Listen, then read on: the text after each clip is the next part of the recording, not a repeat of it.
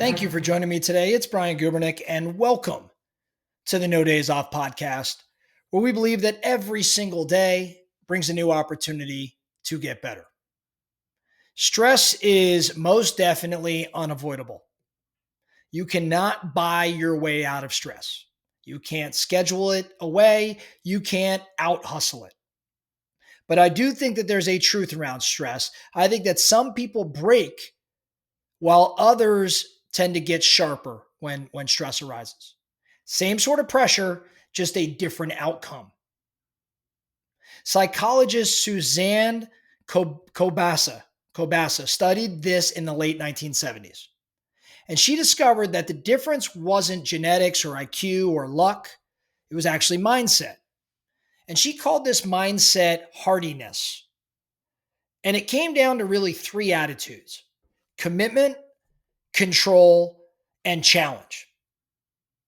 Today, we're going to dig into what those three C's mean, and more importantly, how you and I can develop hardiness in ourselves so we don't just survive stress, we actually turn it into fuel.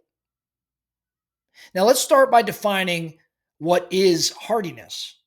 Kobasa defined hardiness as a personality style that makes stress a source of growth instead of decline. So it's not about avoiding pressure, it's about changing your relationship with it. I would think of it a lot like weight training. Stress is the weight on the bar. Without resistance, there's no growth. But if you don't have the right form, the same weight could make you stronger. The same weight that could make you stronger could actually injure you. Hardiness is the form. It's how you lift life's stress without breaking. As I mentioned, there's three C's that Kobasa talks about to develop hardiness. The first is commitment. Now, what does that mean? It means staying engaged instead of checking out when life or business gets messy. So staying engaged. How do you go about developing this commitment? How do you stay engaged? Well, number one, it helps to define your why. Like, why are you even doing this? Clarity really makes commitment stick. Write down why your work, your training, or your family role, why it matters. Define your why. Why are you going after it? Why are you setting this goal? Why do you want it? Whenever stress hits, revisit it. In addition to defining your why, make micro commitments. Build the habit of finishing small things. Emails, workouts, promises to yourself, whatever it is. Each one that you finish, it's a rep for a broader commitment. So make micro commitments. And then lastly, in terms of developing commitment, as Kobasa defines it, reframe disengagement. When you want to check out, ask yourself, what am I running from? What would staying engaged teach me? So just reframe that disengagement and ask a powerful question around it. So commitment's the first C in developing hardiness. The next C is control. What does that mean? It means believing your actions matter. Believing your actions matter even if you can't control everything. So how do you develop this control that leads to hardiness? Separate controllables. Write down everything stressing you out, circle what's in your control, and burn the rest. Just let go of the rest. Number two, daily focus check. I think in terms of control. Ask, what's one action today that moves me closer? What's one action today that moves me closer? Then do it. It gives you greater control. Then lastly, build evidence. How do you build evidence? Build a resume. Track small wins. The more you see your effort turn into result, the more your belief in control grows. The last C, remember, we have commitment, we have control. The last C is challenge. Now, what this means is viewing stress as a chance to grow, not just as a threat to avoid.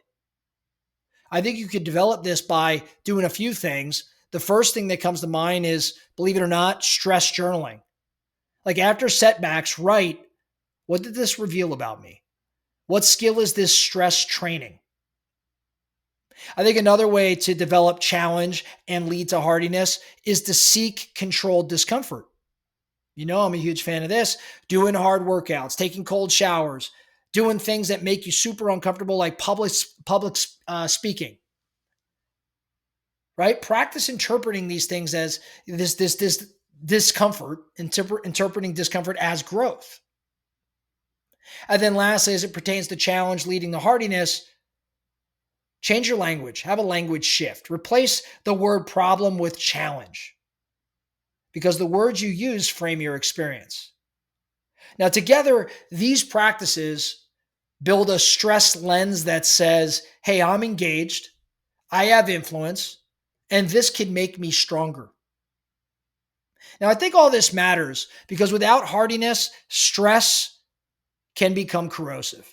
It could burn you out. It could get you sick. It can make you disengaged. But with hardiness, stress can become a sharpening tool.